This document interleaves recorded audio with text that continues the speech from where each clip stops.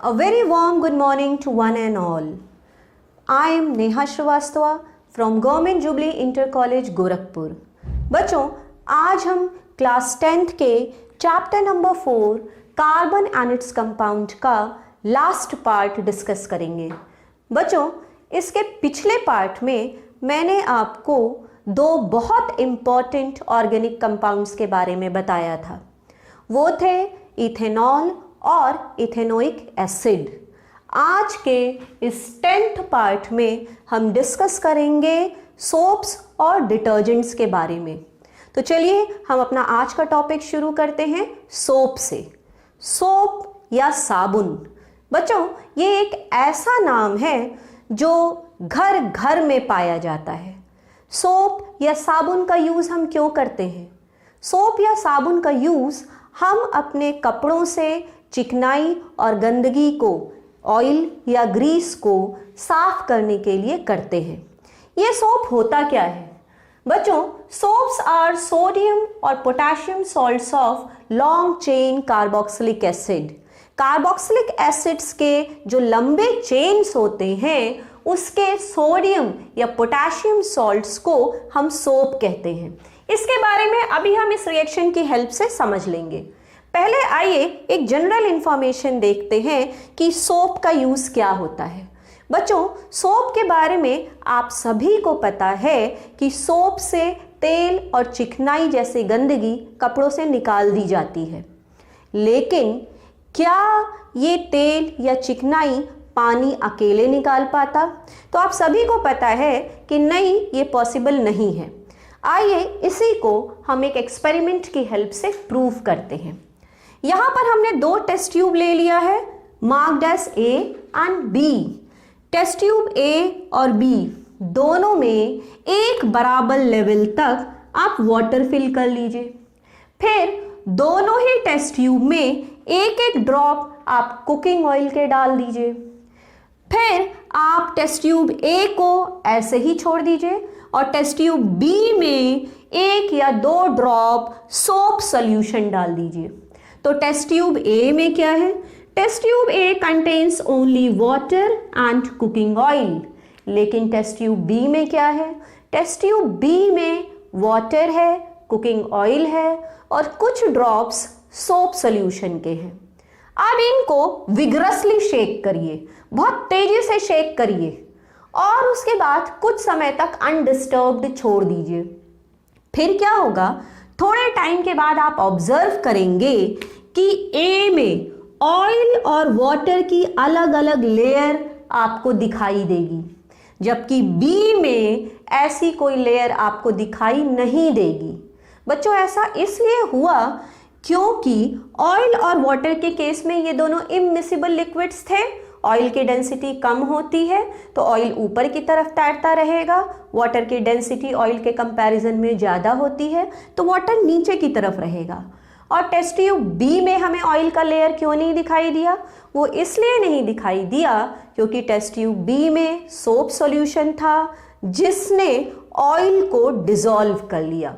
तो इस एक्सपेरिमेंट से ये प्रूव होता है कि water cannot clean oil from clothes. पानी अकेले कपड़ों पर से चिकनाई की गंदगी को साफ नहीं कर सकता। आइए अब हम देखते हैं कि ये सोप होता क्या है।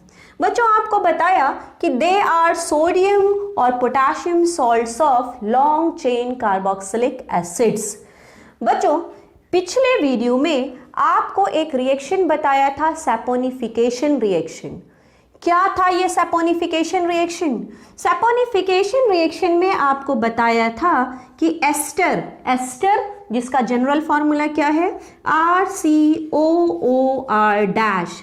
एस्टर जब सोडियम हाइड्रोक्साइड से रिएक्ट करता है तो ये क्या बनाएगा? उसी कार्बोक्सिलिक एसिड का सोडियम सॉल्ट। अब इसमें आपको पता है कि ये जो RCOO है ये कार्बोक्सिलिक एसिड से आता है और एस्टर में ये जो R डैश होता है ये अल्कोहल से आता है। तो कार्बोक्सिलिक एसिड का सोडियम सॉल्ट कैसे बनेगा? वो बनेगा RCOONA से। तो इससे क्या बना? इससे बना RCOONA और यहाँ का OH और ये R डैश आपस में मिल जाएंगे, इससे क्या बनेगा R डैश OH, जिसे हमने अल्कोहल कहा। ये था सैपोनिफिकेशन रिएक्शन। इसी सैपोनिफिकेशन रिएक्शन का यूज करके हम सोप बनाते हैं। तो आप देखिए एस्टर क्या होता है, RCOOR डैश। आप यहाँ पर इस लंबे चौड़े फॉर्मूले को देखिए बच्चों, ये जो एस्टर का फॉर्मूला है इसको अगर हम ऐसे उल्टा लिख दें तभी ये एस्टर ही रहेगा। मतलब ये RCOOR डैश को आप उल्टा लिख दीजिए। जब आप इसको उल्टा लिखिएगा तो इसको हम इस तरफ से लिख सकते हैं, RCOOR डैश। अब आप देखिए ये R और ये R डैश क्या है बच्चों, ये R और R डैश कार्बन की चेन होते हैं। आप इस रिएक्शन को ध्यान से देखिए, ये हो गया मेरा R, ये हो गया COO और ये वाला पार्ट हो गया R dash, RCOOR dash. R carbon की चेन, COO और फिर कार्बन की चेन।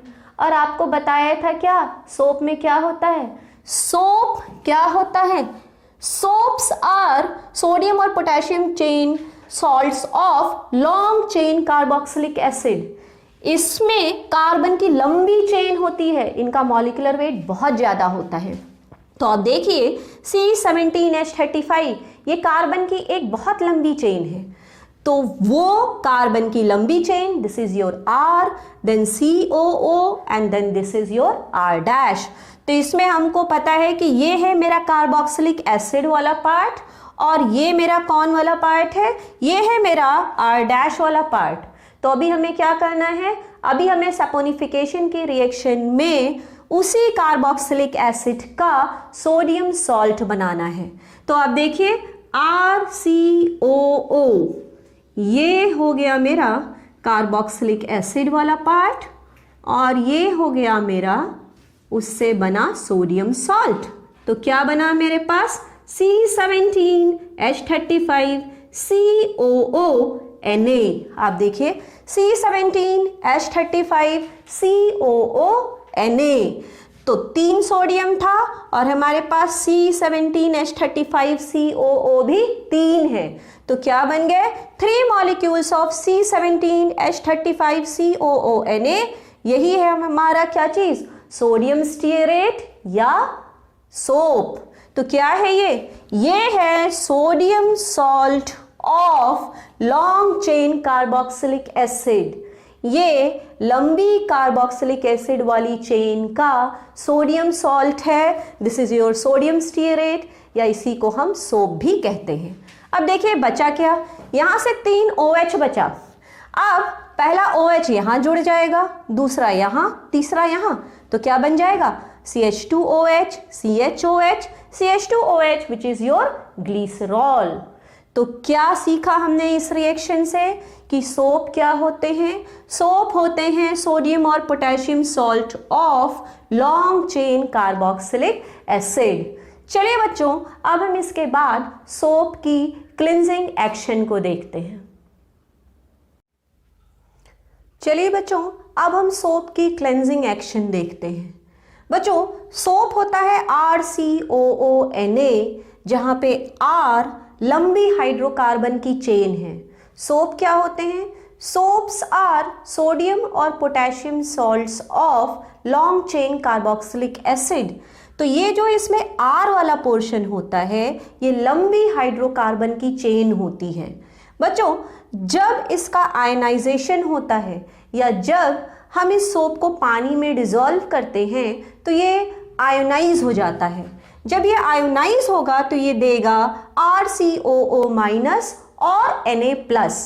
अब ये जो RCOO माइनस है इसके 2 पार्ट्स हो सकते हैं। पहला पार्ट हो जाएगा R क्या है, लॉन्ग चेन ऑफ कार्बन। बच्चों ये लॉन्ग चेन होता है हाइड्रोकार्बन्स का और ये जो R होता है ये हाइड्रोफोबिक होता है। हाइड्रोफोबिक मीन्स वाटर रिपेलिंग, ये पानी से दूर भागता है। It is insoluble in water, ये नॉन पोलर होता है, वाटर रिपेलिंग होता है और ऑयल लविंग होता है, तेल की तरफ ये अट्रैक्ट होता है। तो ये तो हो गया आर वाला पार्ट। अब चलिए दूसरा पार्ट देखते हैं, COO minus, this is your carboxylate ion, ये पोलर हिस्सा होता है। तो ये जो पोलर वाला पार्ट है that is your carboxylate ion, it is water loving, ये पानी की तरफ अट्रैक्ट होता है, तो it is your water soluble. तो इसके कौन से दो पार्ट हो गए? पहला पार्ट हो गया हाइड्रोकार्बन वाला part, this part is what, this part is non polar, where as ये जो कार्बोक्सिलेट आयन वाला पार्ट है ये क्या होता है? पोलर होता है। इसको इस डायग्राम की हेल्प से समझिए बच्चों। यहाँ पर ये जो टेल जैसी स्ट्रक्चर दिख रही है, this is your hydrophobic tell जो कि नॉन पोलर है और ये आर को रिप्रेजेंट कर रहा है। तो ये वाला जो हिस्सा है ये है हमारा क्या चीज? ये आर है। और ये वाला जो हिस्सा है जहाँ पे हमने नेगेटिव चार्ज लिखा है ये है हमारा कार्बोक्सिलेट आयन वाला हिस्सा। अब आइए देखते हैं कि पानी में जाने पर इसका स्ट्रक्चर कैसे चेंज होता है। बच्चों पानी में जाने पर ये ऐसा क्लस्टर जैसा स्ट्रक्चर बनाता है। ऐसा क्यों होता है? बच्चों ये जो हाइड्रोफिलिक हेड होता है, ये जो कार्बोक्सिलेट आयन वाला हाइड्रोफिलिक हेड होता है ये पानी की तरफ होता है, दिस इज टुवर्ड्स वाटर। और ये जो हाइड्रोफोबिक टेल है, ये जो हाइड्रोकार्बन की लंबी चेन्स होती हैं ये आपस में डिसॉल्व होकर के आयनिक माइसेल्स बनाती हैं। ये देखिए ये सब चेन्स जो है आपस में मिल करके माइसेल्स बनाती हैं। तो ये तो हो गया हमारा कौन वाला हिस्सा? ये हो गया हमारा हाइड्रोफोबिक वाला हिस्सा। हाइड्रोफोबिक क्योंकि ये क्या होता है? ये हिस्सा पानी से दूर भागता है। और जो ये वाला हिस्सा होता है पोलर एंड, ये पानी की तरफ वाला हिस्सा होता है। अब क्या होता है? ये पानी की तरफ खींचता है और ये वाला हिस्सा पानी से दूर भागता है। तो ये वाला जो हिस्सा होता है दिस इज ऑयल लविंग, ये ऑयल या ग्रीस को ट्रैप कर लेता है। तो यहाँ पर जो तेल या ग्रीस या चिकनाई होती है ये इकट्ठी हो जाती है। तो अब क्या होता है? अब देखिए आप, इस सोडियम आयन का भी एक बहुत इंपॉर्टेंट रोल होता है। ये सोडियम आयन वाटर के सरफेस टेंशन को कम कर देता है। इसी वजह से ये जो सोप सॉल्यूशन होता है ये आसानी से कपड़ों पर फैल जाता है और ऑयल या ग्रीस को ट्रैप करके बाहर निकल जाता है। तो बच्चों ये तो था सोप का माइसेली फॉर्मेशन और माइसेली एक्शन, जिसकी हेल्प से सोप क्लिनजिंग की प्रोसेस को परफॉर्म करता है। आइए अब एक एक्सपेरिमेंट और करते हैं। बच्चों इस एक्सपेरिमेंट में हमने 2 टेस्ट ट्यूब ले लिया। पहले टेस्ट ट्यूब में आप हार्ड वाटर ले लीजिए और दूसरे टेस्ट ट्यूब में आप सॉफ्ट वाटर ले लीजिए। बच्चों हार्ड वाटर आपको कहाँ से मिलेगा? ये जो टैप वाटर होता है this is your hard water. तो हमने ये 2 टेस्ट ट्यूब ले लिए। पहले टेस्ट ट्यूब में हमने टैप वाटर ले लिया जो कि कौन सा वाटर होता है? This is your hard water. और दूसरे टेस्ट ट्यूब में हमने क्या ले लिया? सॉफ्ट वाटर ले लिया। ये सॉफ्ट वाटर हमें कहाँ से मिलेगा? बच्चों ये रेन वाटर होता है, जो बारिश का पानी होता है that is your soft water. अब क्या करिए? अब दोनों में कुछ ड्रॉप्स आप सोप सॉल्यूशन के डाल दीजिए। दोनों में सोप सॉल्यूशन के कुछ ड्रॉप्स डाल दिया। विग्रसली शेक करिए, अच्छे से शेक करिए और आप देखिएगा कि यहाँ पर कोई फोम फॉर्मेशन नहीं हुआ। फोम का मतलब क्या होता है? झाग। यहाँ पर झाग नहीं बना, जबकि यहाँ पर आप देखेंगे कि फोम फॉर्मेशन बहुत अच्छे से हुआ। यहाँ पर फोम बना, झाग बना, जबकि हार्ड वाटर के केस में सोप ने कोई झाग नहीं बनाया। बच्चों ऐसा इसलिए होता है क्योंकि ये जो हार्ड वाटर होता है इसमें कैल्शियम और मैग्नीशियम के बाइकार्बोनेट्स, सल्फेट्स और क्लोराइड्स प्रेजेंट होते हैं, इसीलिए सोप वहाँ पे इनफेक्टिव हो जाता है और क्या बनाता है, कर्डी वाइट प्रेसिपिटेट बनाता है। यहाँ पर आप देखेंगे कि कर्डी वाइट प्रेसिपिटेट बना, कोई झाग नहीं बना। यहाँ पर आपका क्या बना, यहाँ पे आपका बना कर्डी वाइट प्रेसिपिटेट, यहाँ पर बना कर्डी वाइट प्रेसिपिटेट, जबकि सॉफ्ट वाटर के केस में क्या बना, फोम फॉर्मेशन हुआ।